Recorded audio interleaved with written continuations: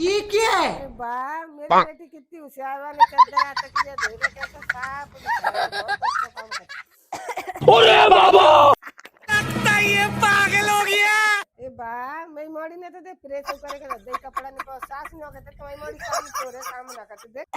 हे भगवान। बा मान के देखो बर्तन धो रहे हैं साफ देख कैसे चमक रहे हैं साफ धोए है। आगे स्वाद। ऐसे वाले साफ बर्तन मांगे सास नहीं बनाना करते बिना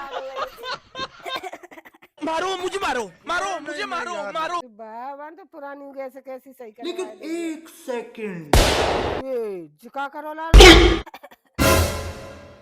कम कर गैस को का करो थे मैंने तो मम्मी जी जूना से और बातें पतरिया से अरे बाबा तने तो खराब करके रख दे तब से सास कहते पागल की कभी कोई बुलाना नहीं चल रही मैंने तो मम्मी अच्छा काम किया। हाँ भाई साफ करके रख दीजिए। बात तो सही है। सास हो तो मुंह ऐसे कह रही है इसी तरीके से खराब करके देते वो कह रहे कि मैंने अच्छा काम करो सास हो तो मारना पर मैं मार रही थी। अरे बाबा हर वक्त मारती रहती हो तुम ठीक है मैं बुलाती हो उधर वो साथ ढोलक की तरह बजाते रहते हैं तो वो ढोलक की तरह बजाती है तो ढोलक